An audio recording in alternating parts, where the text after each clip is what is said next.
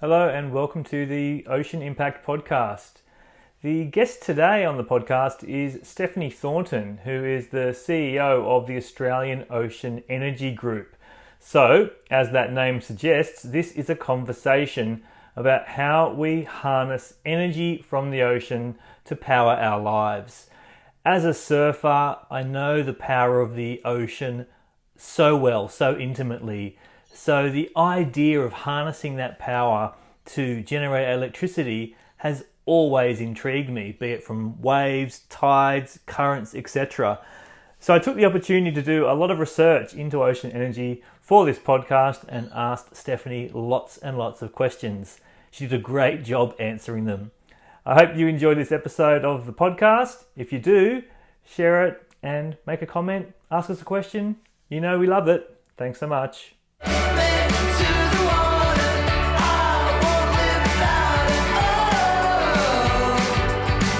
Take the ocean out of me. Okay, on the podcast today we have Stephanie Thornton, who is the CEO of the Australian Ocean Energy Group. How are you, Stephanie? Yeah, I'm great. Thanks for inviting me, Tim.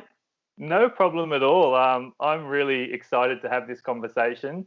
I was telling you just before that for me, I am a bit of a newbie and a beginner to ocean energy. And so on behalf of everyone who's listening today, we are going to be going through a bit of an ocean energy 101. But I thought we might start with a little bit about you. Who is Stephanie Thornton? And tell us a little bit about your relationship with the ocean.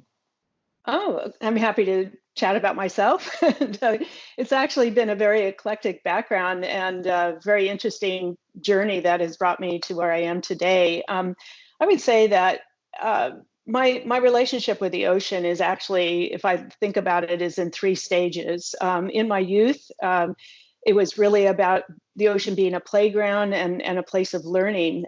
My family, and that's because we, at a very early age, starting at 6 years old, my family moved on to a fishing boat, and literally I was 6 years old and we lived on it for the next 10 years. And my father made his living being an abalone diver in Southern California, and so we literally grew up on the ocean on a boat, becoming very connected to playing and living and breathing on the ocean, and my father making a living on the ocean. So it was very core.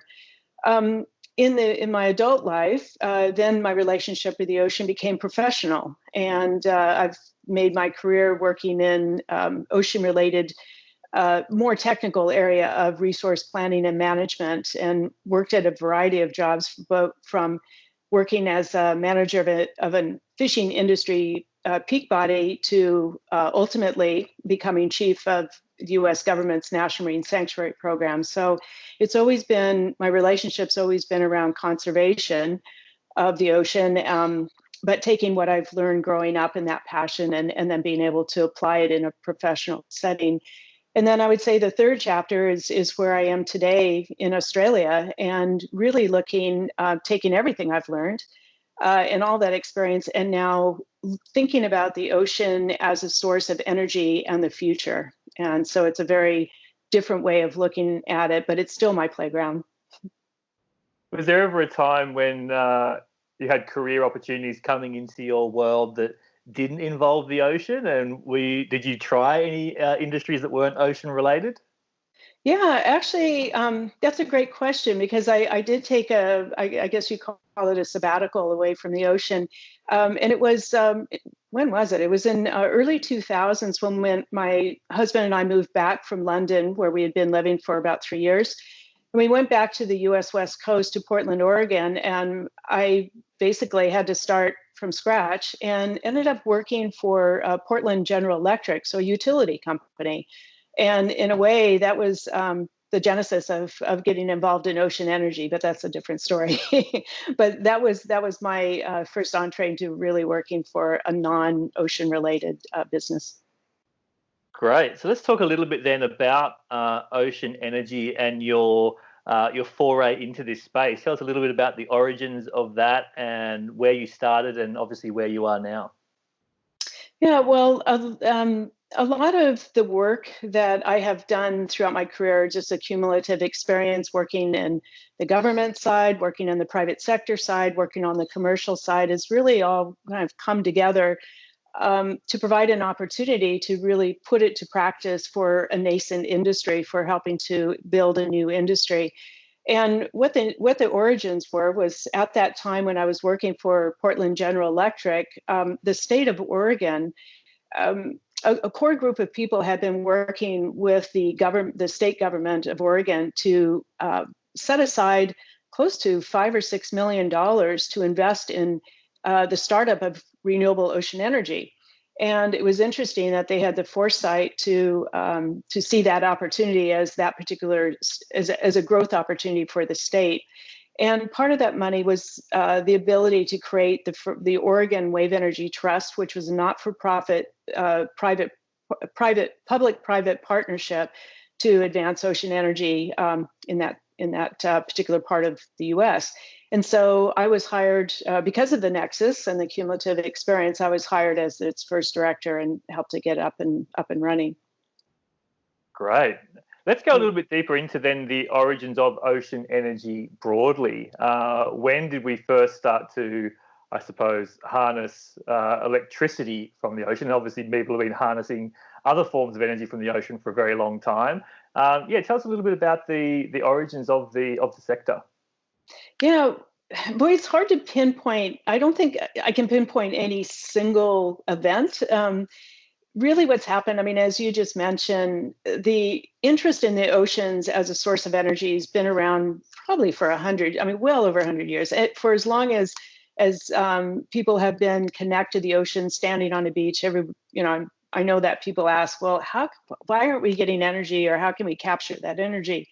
And I'm aware that there's been inventors, entrepreneurs have been looking at different ways and to engineer inventions or technologies to harness that energy for well over the last, it has to be at least over the last 100 years that, they've been dabbling in it. If there was ever a time where I would say it was the turning point for ocean energy was when the first Marine Energy Test and Demonstration Center was established in Orkney, Scotland.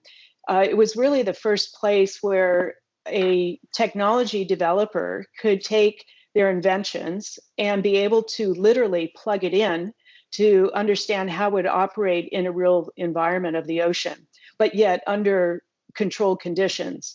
And it's much like, I guess the analogy I would say, it's much like taking your car into a mechanic shop and be able to test how it's working and test do the diagnostics and those kinds of things. And the test center provided this safe place for these companies, for these entrepreneurs and inventors to come in and literally do their diagnostics and start to get proof, to start to prove out their devices. And once the test center that I'm referring to is European Marine Energy Test Center, or otherwise known as EMEC. And that was started about probably now 12 years ago.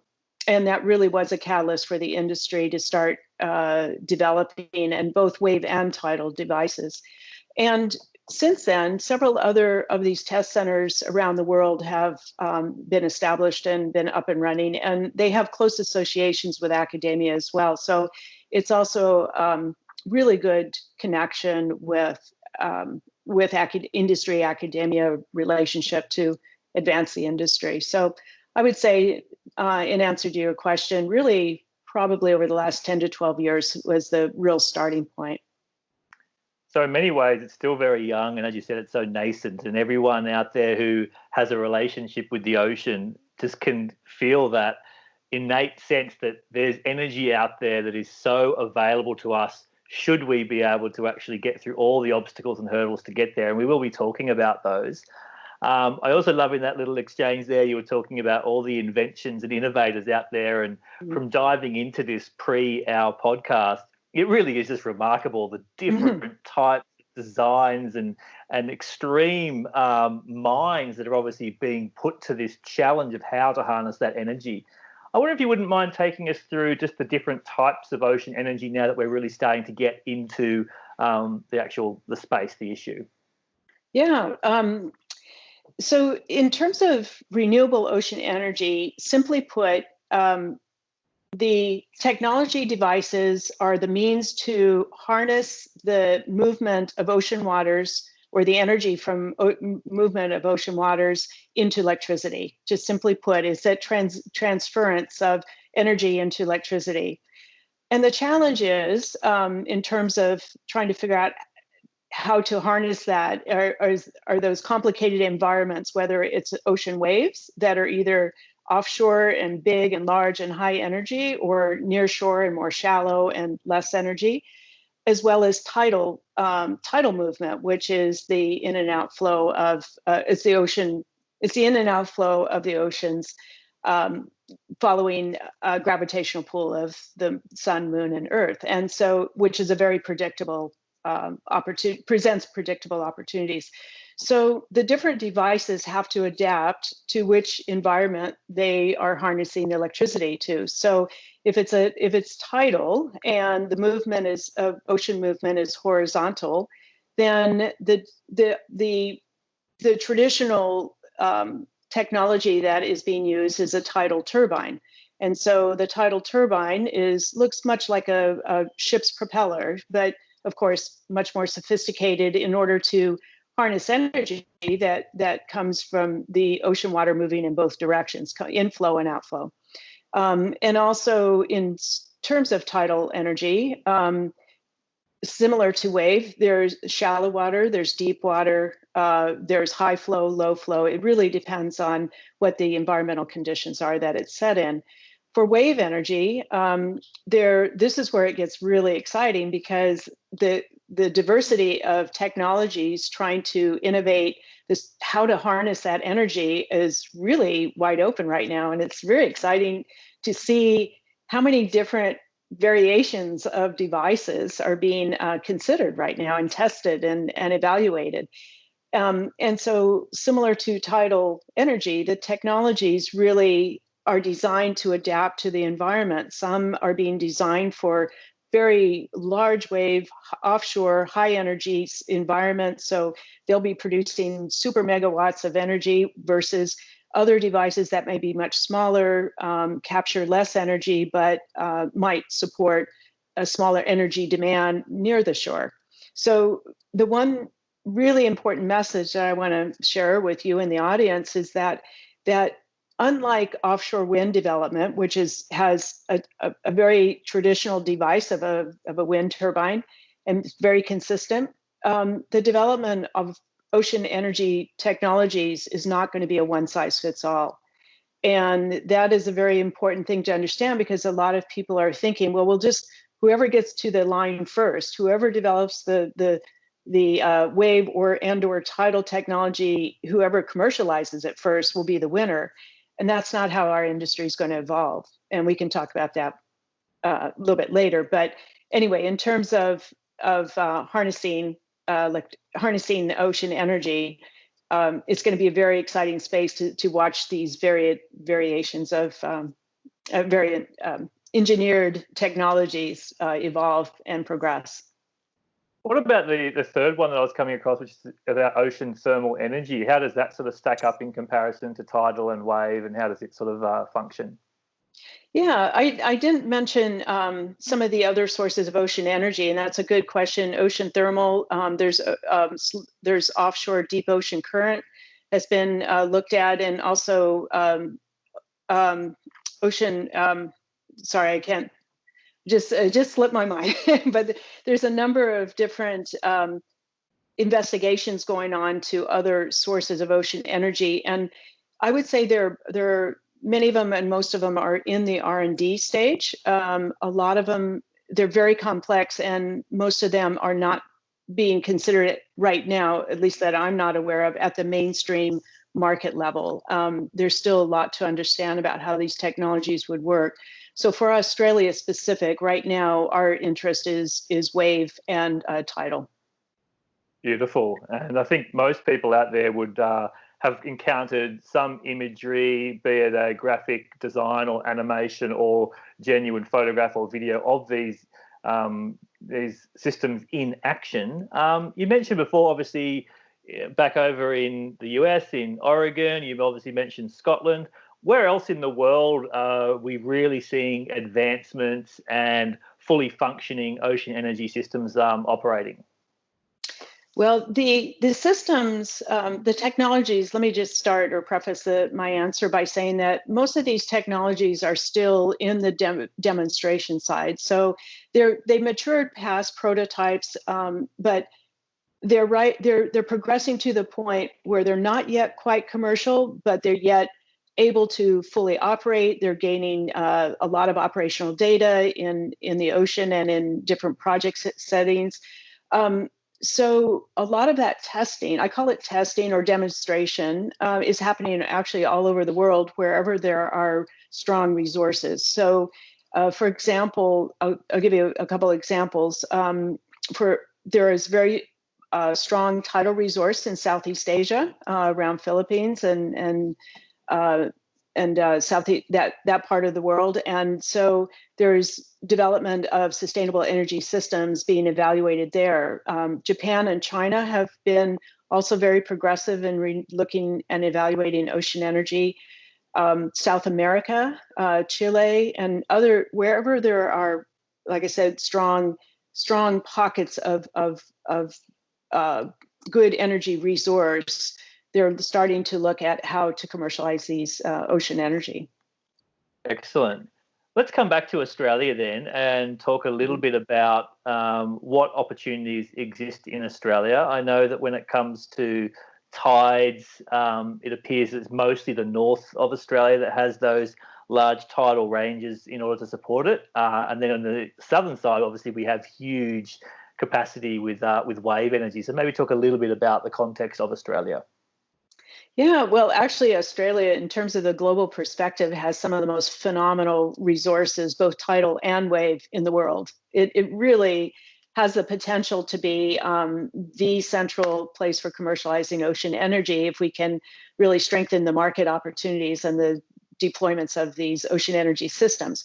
But to answer your question, generally speaking, the tidal range, as you mentioned, in northern part of Australia, both west and east sides and through the north central, very strong and powerful tidal resource. So that's very exciting. But there's also a very strong resource in southern Australia as well, in Tasmania, southern Victoria, and South Australia. So there's some potential for very good, very strong tidal project opportunities that are possible there.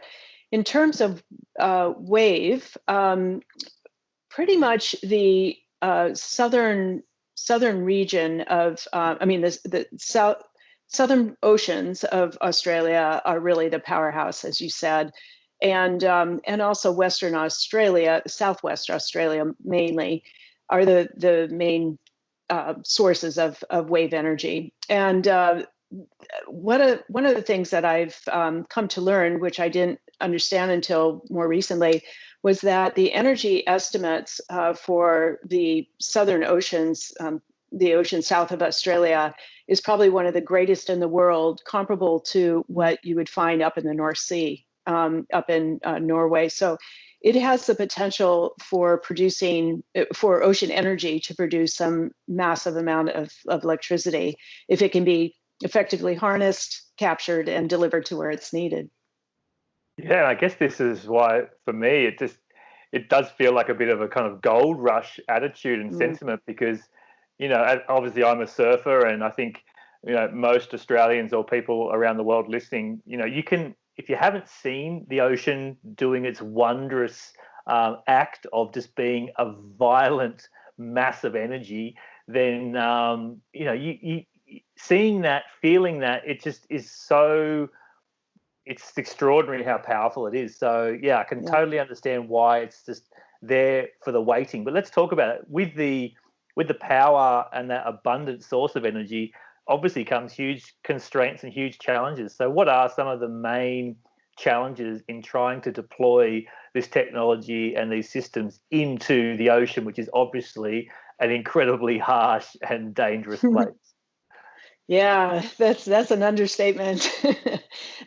Yeah, there's the challenges are on many different levels, as there would be for building any industry. So, starting with the technical, the challenge is just the devices themselves. So, the individual units that are capturing and harnessing the energy and trying to transfer it into electricity. Um, Take that device, and when you put it out into a harsh environment that is salt corrosive, the massive waves and energy that's hitting it 24/7, being able to have access to maintain those kinds of devices, transferring the information and the electricity itself that's produced, and the list can go on in terms of how do you build a robust device that can withstand in that environment and be reliable and operate at a cost level that competes with other energy sources. So that's only the technical side. Then there's always the challenge of finding the market, the customer for who will purchase this electricity and how that electricity will be used, how much electricity is needed and supplied. That's a huge consideration. Permitting and consent processes to establish and allow these commercial projects to go, be developed is a huge hindrance because the government. This is all very new, and the governments aren't familiar with what the considerations and issues are, and so usually there's a low risk threshold, and governments want to be. They're very concerned about protecting the environment, but making sure that it doesn't impact other industrial users and many other issues. Another factor is supply chain. It's really, just having a device by itself is not going to generate electricity on its own. We need to have suppliers who know how to, electricians who know how to hook up and supply the electricity source and distribute it. We have to have suppliers that know how to work with underwater systems and set that up. And I could keep going. it's a long list, and just even generally the public being supportive. I mean, people like yourself in a community who lives and respects the ocean and depends on it, and very appreciative of it, to support this kind of development without feeling threatened and understanding that it's part of our opportunity for the future, clean source of energy. Yeah, and on that, I mean, the Australian surfing community and conservation community have spent a lot of time in recent years, trying to pursue preservation of the Southern Ocean, and particularly around the Great Australian Bight in terms of the petroleum exploration licenses down there. And obviously the dominant argument that was coming through there was around the violent behaviour of this ocean and therefore the risks to oil and gas extraction. So I suppose the good side about that in terms of the social licence is damage to offshore renewable energy in the form of wave is going to be a very different type of impact than a petroleum extraction project. Talk about that a little bit about the social licence of ocean energy. I could imagine that you would have, much less resistance than potential fossil fuel based energy projects. Tell us a little bit about social license in the context of OE. Yeah, well, it is different than offshore energy development. And I'd like to think that we as an industry are very passionate and absolutely intimately concerned with environmental protection as other community members would be. No one wants to be hurting animals or the physical environment or the biological ecosystem. So that's the first thing to understand. And so a lot of investment is being put into environmental monitoring and doing the research to understand and to gain advanced data before devices go in, to understand how they operate in the environment. So that's the first thing, is having a preliminary understanding of where we're going and being able to protect that environment. But in terms of social license, I see so many benefits. I mean, in terms of if we are able to transition to clean, low carbon alternative sources of energy and being able to really reduce environmental risks, being able to help communities increase jobs and be able to get excited about the fact that renewable energy is a perpetual source. It's a source of clean energy. Can add to the energy mix. It's not a replacement by any means, but it can add diversity and resources to those communities, and it just it enriches them, I believe. And I think the most important thing is going to be certainly environmental protection and reduce risks in the environmental risks in those communities. Yeah, I think I could probably speak for people listening in who maybe when they lend their mind to think about this ocean energy contributing towards Australia's energy needs, they might want to imagine, probably as I did before I started my research, that we're talking about these incredible technologies that then plug into the national grid, and suddenly a proportion of our overall footprint is from ocean energy sources. But actually, when we start talking about the applications, they're quite different, aren't they? Very localized and very specific. Do you want to start to talk about how some of the applications of this technology and systems can meet specific needs? Yeah, absolutely. I mean, this is what to me is the very exciting part about developing ocean energy as a sector. And I mentioned earlier in our conversation that ocean energy, in my view, is not going to be a one size fits all. And part of the reason for that is because unlike, let's say, offshore wind, where there was a single device designed and matured, and it's pretty limited in where an offshore wind structure can go. Ocean renewables, both wave and tidal, have a real diverse opportunity for what I call applications. And it's starting to, what we're trying to work hard to is to get people to think about the opportunities for ocean energy in many different areas that are non-traditional. So it is true that the first thing people think about is utilities. Just put in a device in the ocean, pump out those electrons, and get it into the utility, into the electrical grid.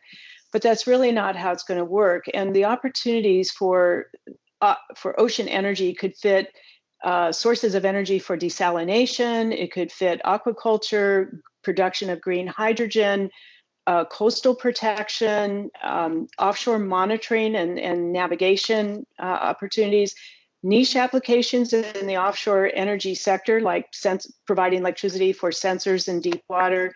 And there's probably, and definitely what I didn't mention, the most important one is remote communities. And which provides, which Australia can really benefit from ocean energy in these, because it has so many remote areas and communities that where if ocean energy supplemented their energy system, it could be very powerful and economically beneficial. So that's the area that we're really targeting and excited about.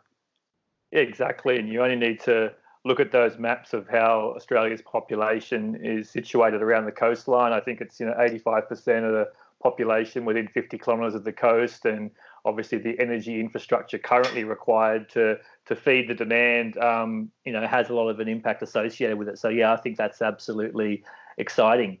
Let's talk a little bit specifically about the Ocean Energy, Australian Ocean Energy Group. Tell us a little bit about the history of it, its origins, and what it's here to do. Yeah, that's my the exciting day-to-day work. So I'm always happy to talk about it. Now, the Australian Ocean Energy Group really had an interesting beginning, and it started in 2016 when a number of ocean energy developers, just the technology developers, there were 8 of us, and at the time I was working for Mako Tidal Turbines, and so I was involved on the developer side, and we convened at the first Australian Ocean Energy Conference. And of course, as technology developers and companies, we were commiserating about, oh my gosh, we may be a small group, but we have something to offer Australia. And if we could start to speak with one voice and start to identify what the barriers are to our industry, we could really start to mobilize some direction and build a nascent industry for Australia. So we had that conversation, and what we put our ideas immediately into action by forming the Australian Marine Energy Task Force. So we just created a small working group of the ocean energy developers, and again, just 8 of us, but really started with a small core to understand and to identify our priority issues. To make a long story short, we progressed that priority set of issues into a good story and to understanding and starting to build out to a group of stakeholders who really wanted to see our future and see the future of ocean energy in Australia. And that led ultimately to the idea of creating an economic cluster, deliberately chosen that structure because of its benefit over an industry body. And we were able to get, we really appreciate that we received sponsorship support from Climate Kick Australia, who was getting set up. So we're a really good fit with ocean energy as a solution for climate change. So that was a really great opportunity. And then we received startup funding from National Energy Resources Australia. So that's given us the ability to transition from a working task force and just 8 technology developers to now a group of over 20 members, diversified in both academia, industry, government, and working together now to accelerate commercialization of Australia's ocean energy sector. Great. So maybe tell us a little bit about some of those members and what the plans are for the future. Yeah, well, we still have the original core of technology developers. And what I'm excited about is that we have technology developers, not just from Australia, but we have international ones as well. So it's great to have that diversity and interest. Plus we work, although they're not members, we still are in communication and working with developers in other countries who are interested in coming to Australia and looking at the opportunity for evolving here.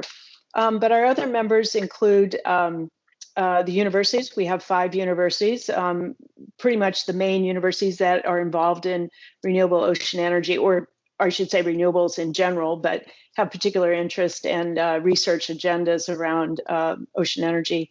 And then we are building out, we also have consultants, specialists that have been working in areas that would add value to ocean energy that will start helping to be the special expertise that can help us advance some of the technical work that's needed as well.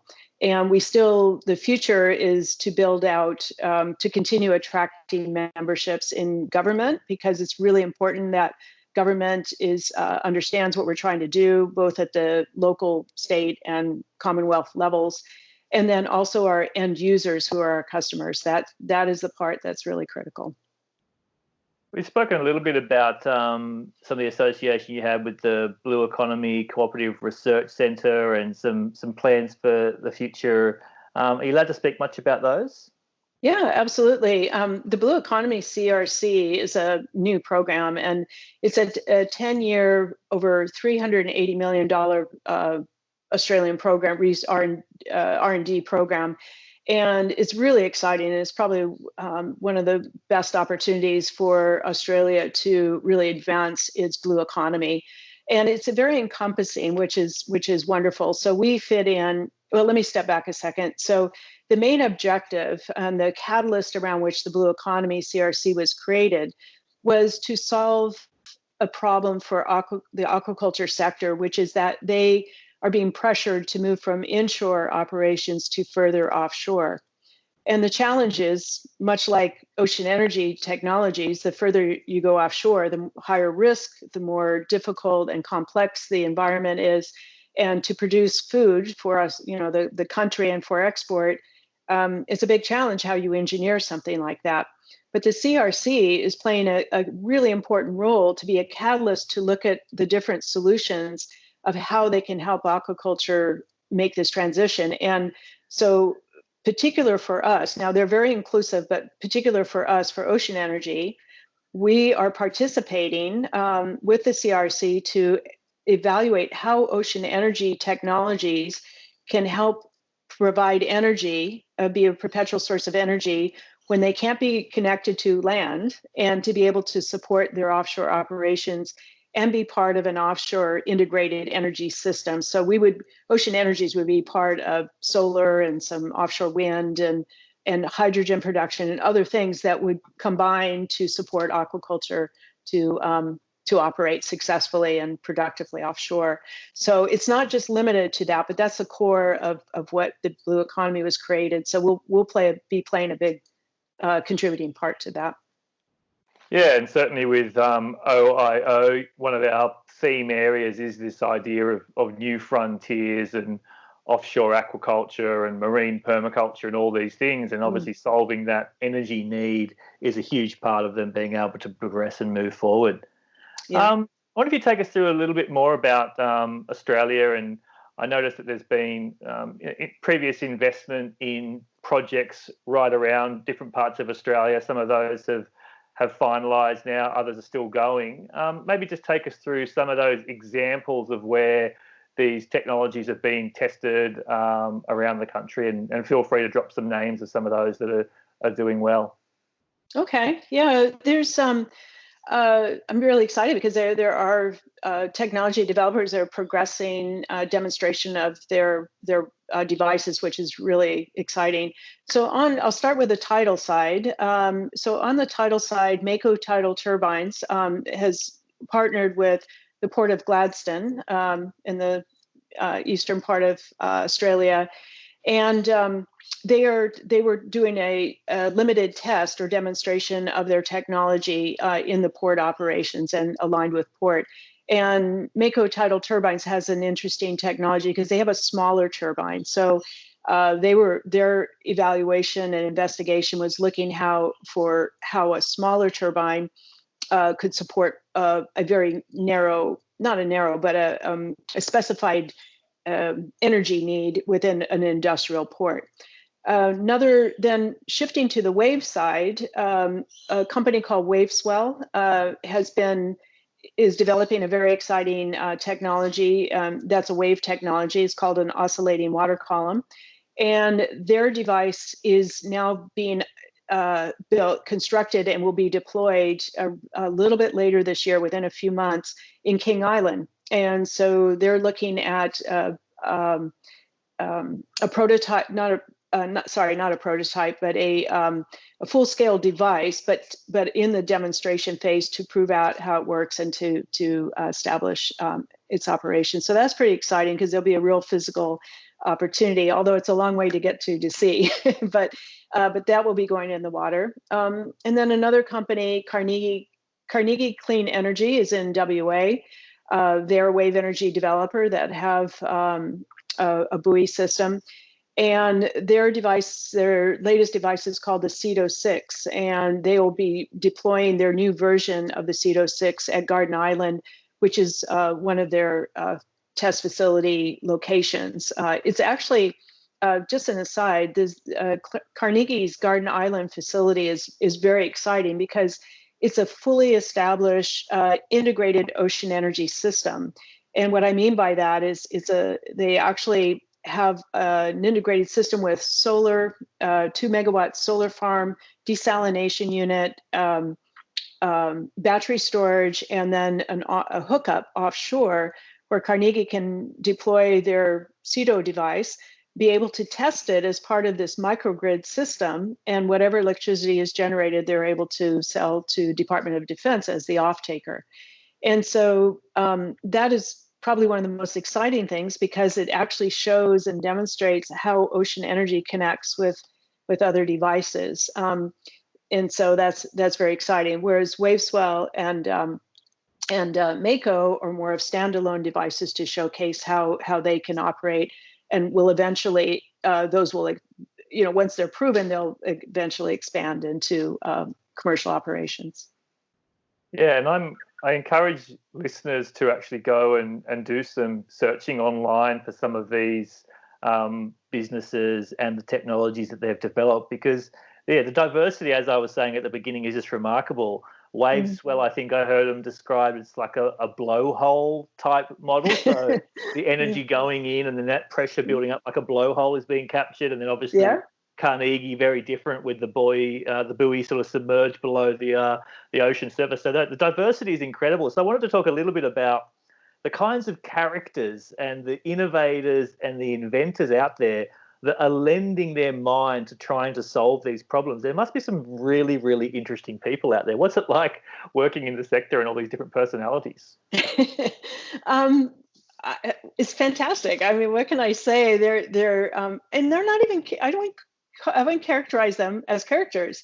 They're really very smart people. They're entrepreneurial and they're pioneers. And I respect them so much because they're pushing, a large boulder up a massive mountain, because the challenges at this early stage, there's no ready source of money. The government is not really championing them. It's very, very difficult to develop their new product and say, look, this is something of value for the country and the world and for future energy supply and all this. And it's very hard to get that story out there. But as individuals, they live and work in communities. They're a part of the community of where they operate, and it's a very rich environment. I mean, and it's exciting. It's a place of learning. So, I think we'll start to head towards that part of the conversation now to sort of go full circle. But yeah, let's talk a little bit more about those challenges, and obviously knowing what you know about Ocean Impact Organisation and the community and the inspiration we want to foster for the end goal of creating an abundant and sustainable ocean. Give us an insight into some of those challenges and particularly like where people who are listening in can contribute to pursuing this wonderful, rich and exciting future. Yeah, well, I think first of all, what I think is the most important right now for our industry is now to generate interest by the public and by future markets or opportunities to want to be interested in ocean energy and want to engage with the developers and start to say, look, we're really interested in learning more. We know that you're still developing, but we want to start the conversations. And that applies to communities and the public that are looking at new sources of energy, or maybe haven't even thought of new sources, but are saying, you know what, I'm really interested in this. How can I learn more? They can certainly engage with Australian Ocean Energy Group, because we'll be evolving into a place where we can provide more support and information. But for right now, being able to be positive and supportive of ocean energy rather than being negative about it. For example, what I mean is that I raised the issue earlier about concerns about environmental protection. So what we really want is the public to want ocean energy and then work with us to develop the right kind of monitoring and research programs that are needed to answer those questions, rather than just saying, no, we don't want it because we don't know anything about it. And that happens, that's been a frequent challenge for the industry globally, it's human nature to say, no, we don't want it, it's too risky, we don't know anything about it, versus, well, wait a minute, let's learn some more and I'll get a little bit more involved so we can help nurture this. And so I guess just reiterating that, what I really want to see is early engagement, is engaging now with the industry, not waiting until they have the perfect device, because it will never be perfect. These developers really need to hear from the markets and hear from the public what it is needed in their communities. What about price? Obviously the price of establishing, and then therefore how cost competitive this energy can be.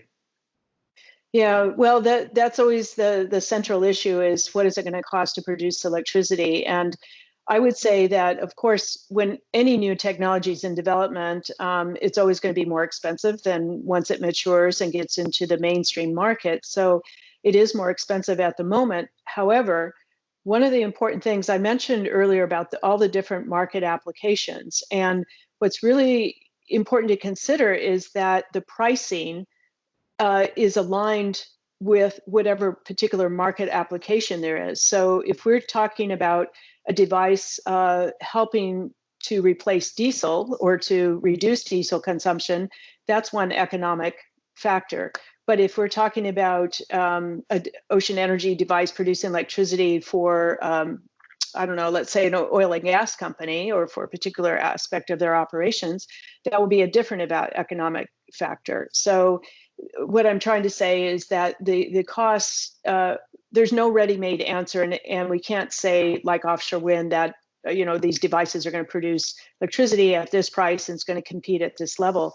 It will be market dependent, and also the operation and type of device and the size and scale and location and a lot of variables. Wonderful. So let's talk a little bit then about where we can send people who are interested from this conversation today to learn more information, both about the group that you lead and about the sector more generally. Where are some of those destinations you'd encourage people to go to find out more? Yeah, well, certainly we invite people to engage with us. Of course, you can go to our website and be able to get a little bit more information. We will be upgrading our website soon, so we'll have a lot more information about the devices and background on the industry. But in the meantime, there's a lot of good resources. The European Marine Energy Center, I mentioned them earlier, is a fantastic resource because they're well established. They have a lot of information what ocean energy is and how it operates, and all the different technologies. But in Australia in particular, also you can go direct to websites of the different developers, and there will be a lot of immediate information specific to them and their technology and their projects and where they're at in terms of operation. So AOEG works on the industry side across all of them, but if there's interest in a particular device, you can always go to their site. And if a member of your audience is not familiar with what those companies are, they can certainly contact us, and I can help direct them to the different companies that they may be interested if they have a particular area.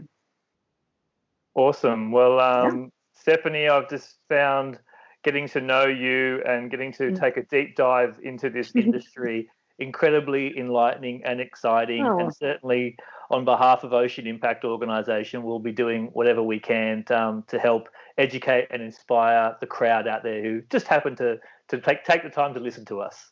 Thank you so much. I really appreciate that. And it's great to reach out to your audience and introduce renewable ocean energy. It has a bright future. So thank you. Thanks, Stephanie. Yeah, thank you.